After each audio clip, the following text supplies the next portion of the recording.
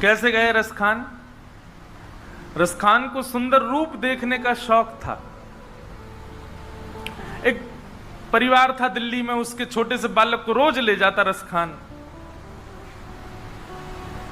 क्योंकि एक तो मुगलों का साम्राज्य, ऊपर से रसखान सेनापति था मुगल का, इसलिए डर के मारे घर के लोग बेचारे कुछ नहीं कहते, रोज अपने बालक को तैयार करके खड़ा कर देते कि रसखान लेने आएगा।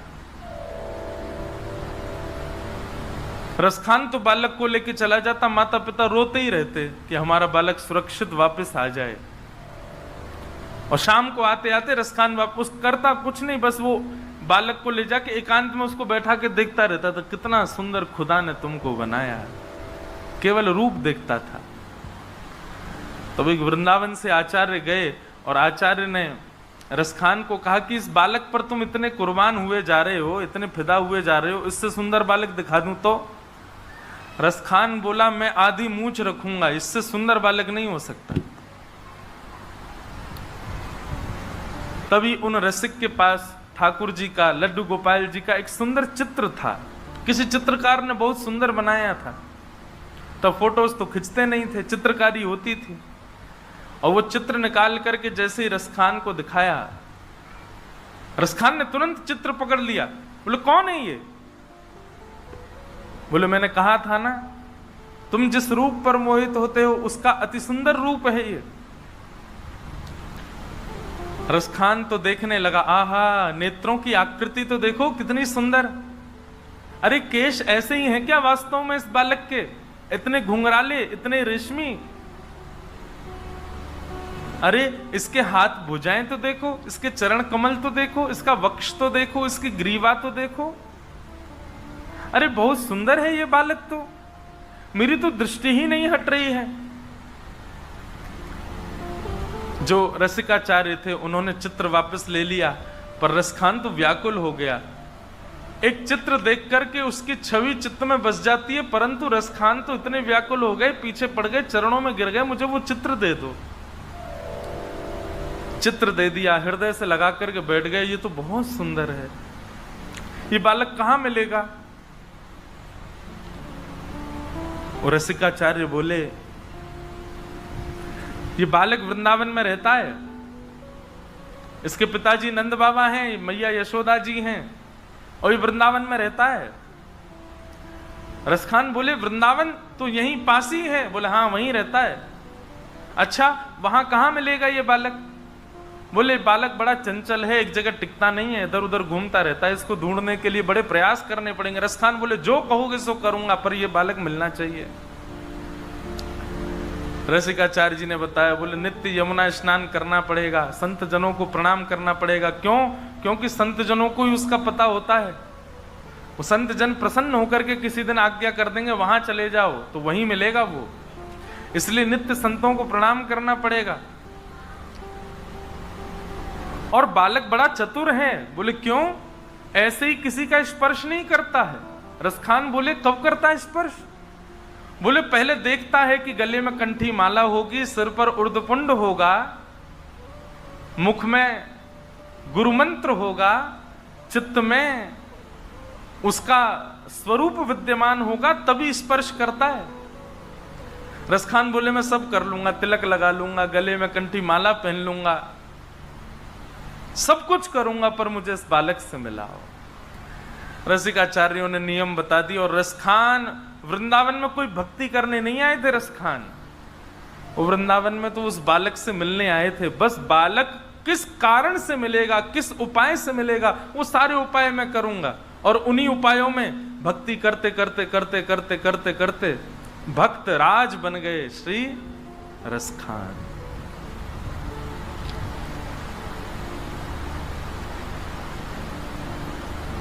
हाँ हाँ, अद्भुत है ठाकुर जी की लीला।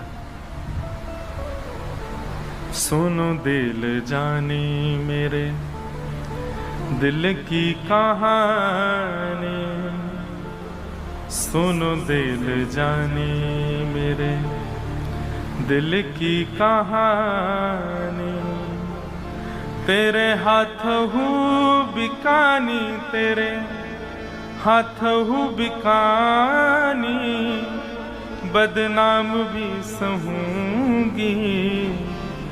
सुनो दिल जानी मेरे दिल की कहानी, सुनो दिल जानी मेरे दिल की कहानी। अकबर की एक पत्नी हुई ताज बेगम। वो ताज बेगम ने जब पहली बार ठाकुर जी को देखा, ठाकुर जी को देख करके वापस चली गई, लेकिन उसको ज्वर चढ़ गया। अब तो 24 घंटा ठाकुर जी की याद में रोती रहती है।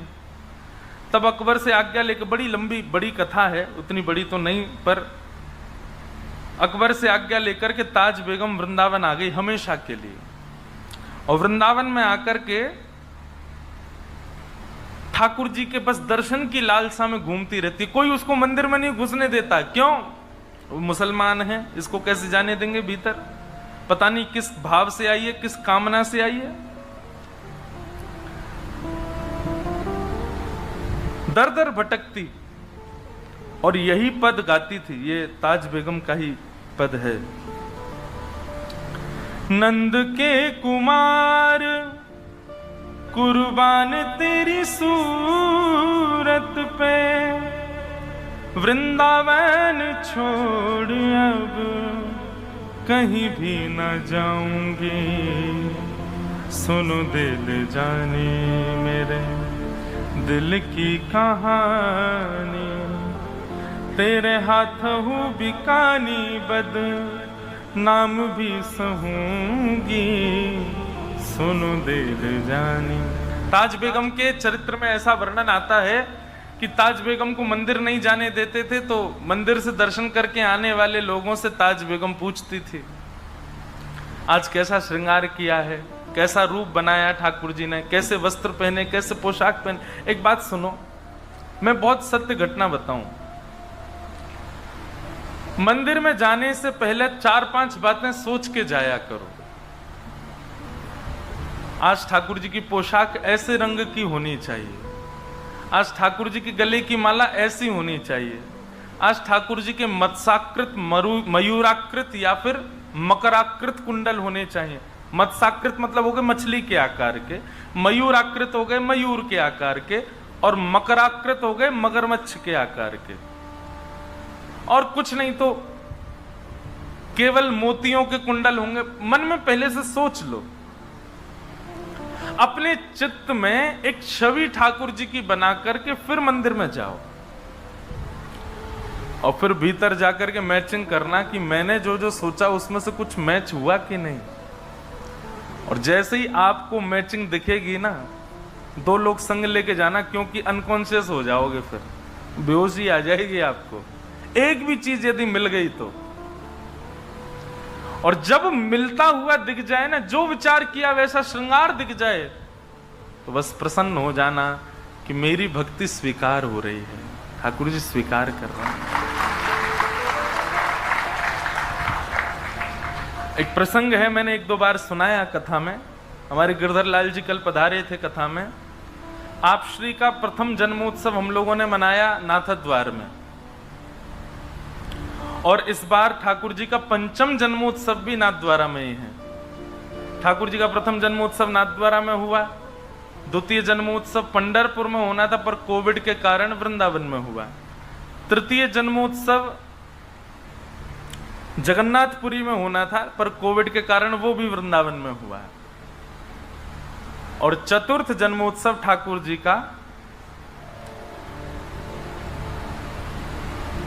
अयोध्या जी में हुआ, और फिर अब की बार 5वां उत्सव ठाकुर जी का द्वारिका में हुआ।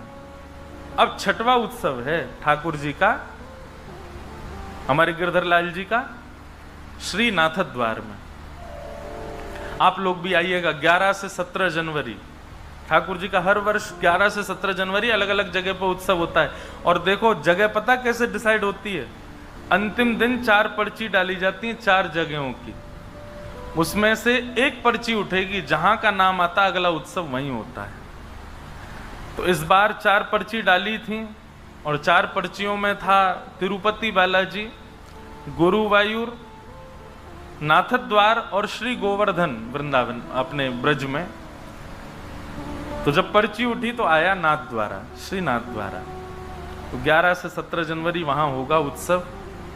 तो प्रथम उत्सव जब ठाकुर जी का हुआ, हमारे लाल जी जब 1 साल के भये, तो कितनी सत्य घटना, बहुत ध्यान से सुनना।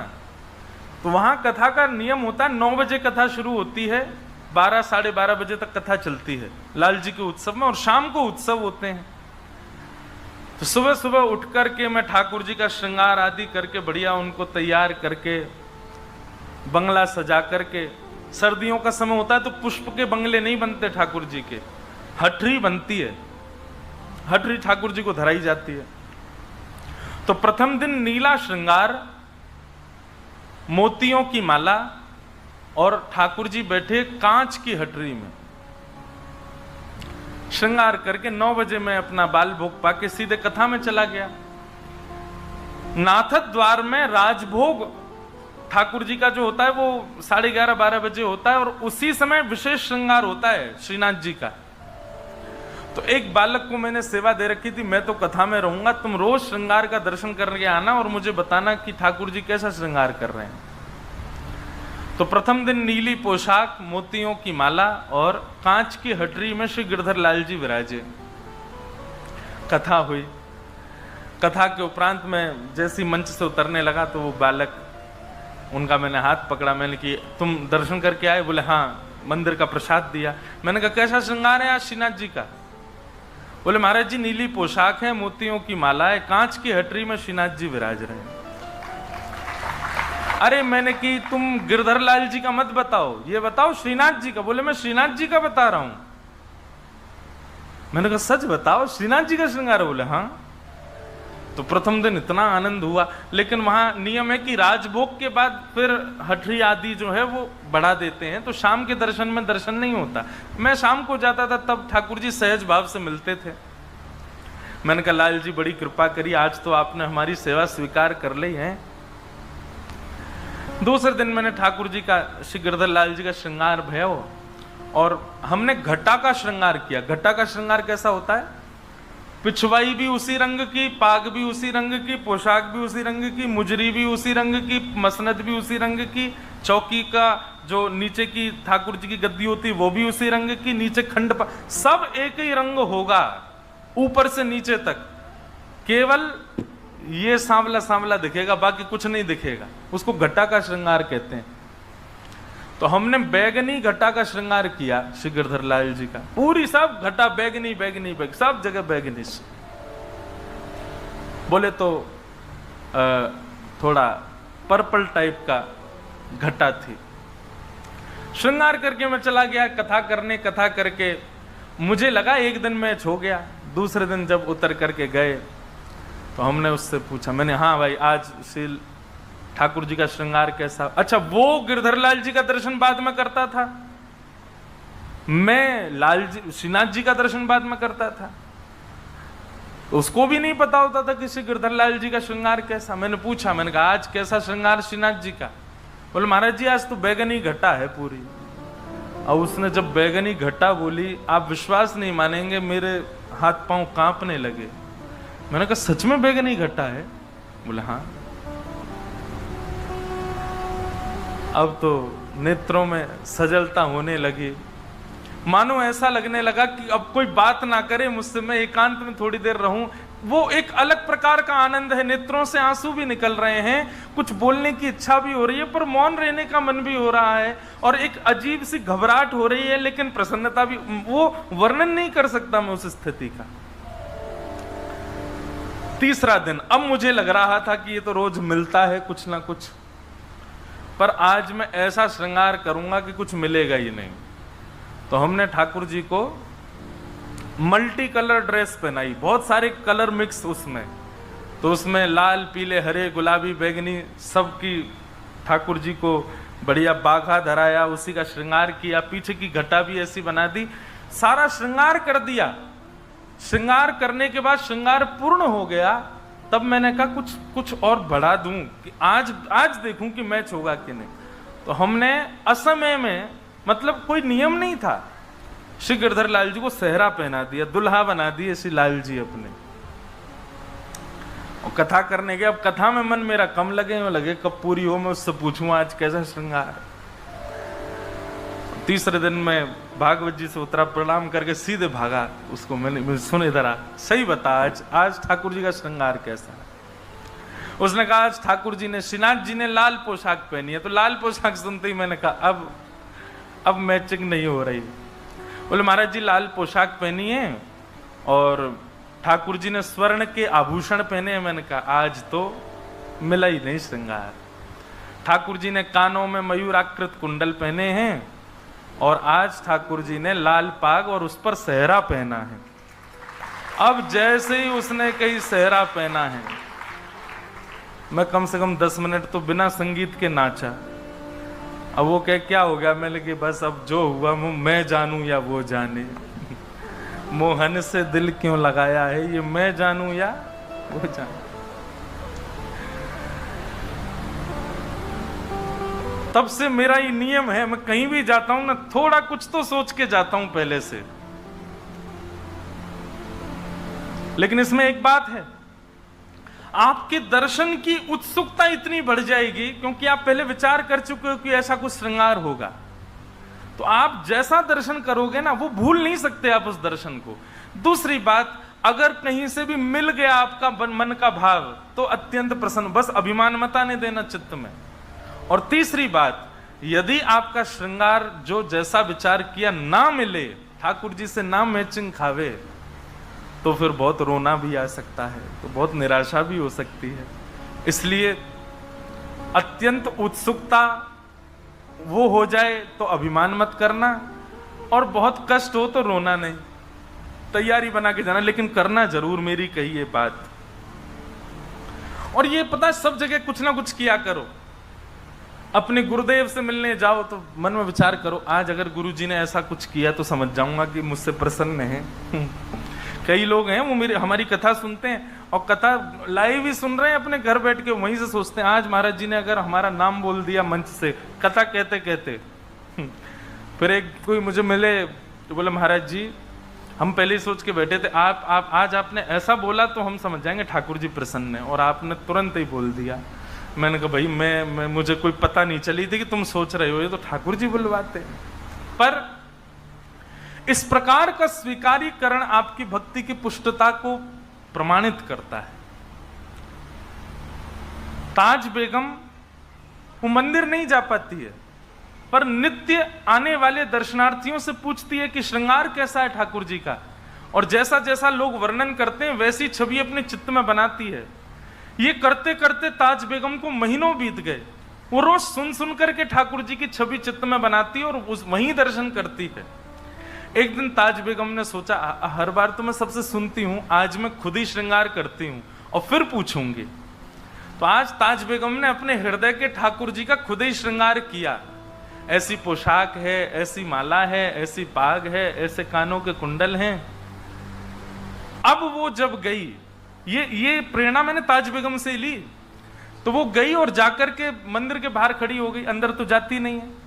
तो जैसी निकल कर क्या उनसे पूछती है, आज ठाकुर जी का श्रृंगार कैसा? बोले आज तो ठाकुर जी ने लाल पोशाक पहनी है, स्वर्ण के आभूषण पहने हैं, ऐसी पाग पहनी है, यहाँ पर थोड़ी पर हीरा लटका है, नथ बेसर पहनी है। अब ताज बेगम रोवे सो रोवे, क्यों? क्योंकि उसने अपने हृदय में भी ऐसे ही ठाकुर जी का श्रृंगार किया। स्थिति ये हो गई ताज बेगम की, अब ताज बेगम जो सोचती है ठाकुर जी वैसा ही श्रृंगार करते हैं भीतर, उसको भीतर जाने की आवश्यकता नहीं है। ताज बेगम को प्रवेश करने की आवश्यकता नहीं मंदिर में, वो जानती है कि आज ठाकुर जी का ऐसा श्रृंगार होगा। अब तो यह स्थिति हो गई कि ताज बेगम यदि सोच ले कि ऐसा नहीं ऐसे होंगे ठाकुर जी, तो वैसे ही बनेंगे आज ठाकुर जी भीतर। पुजारी जी और कुछ कर ही नहीं सकते, उससे बाहर जा ही नहीं सकते। यही स्थिति सूरदास जी की। सूरदास जी महाराज रोज वर्णन कर देते हैं ठाकुर जी के श्रृंगार का। एक दिन गोसाई जी ने कहा कि ये तुक्का मार देते हैं, इनको दिखता तो है नहीं, आंख तो है नहीं इनकी, इनको कैसे पता ठाकुर जी कैसे बने? तो ठाकुर जी को एक कौपीन पहना दी, गले में मोतियों की माला पहना दी, और कुछ पहना ही नहीं। आज ठाकुर जी निर्वस्त्र खड़े कर दिए। सूरदास जी से बोले अब बताओ ठाकुर जी कैसे लग रहे हैं? बोले पीतांबरी बोल देना ये तो सामान्य बात है, ठाकुर जी पीतांबरी पहनते ही हैं। सिर पर पाग बोल देना, कभी मुकुट बोल देना, ये तो सामान्य बात है, क्योंकि पाग और मुकुट के अलावा कुछ पहनते नहीं है। आज बताए सूरदास क्या पहना है ठाकुर जी ने, क्योंकि सूरदास ठाकुर जी तो आज निर्वस्त्र खड़े हैं, नेत्र है नहीं सूरदास जी के। जैसे ही कपाट खुले श्रीनाथ जी के, सूरदास जी पहले तो मुंह पे हाथ धर के खूब हंसे। गोसाई जी बोले क्या हो गया, आज कैसे लग रहे हैं ठाकुर जी? आज तो बहुत प्यारे लग रहे हैं। बताओ तो सूरदास कैसे लग रहे हैं? नेत्र नहीं है सूरदास जी के।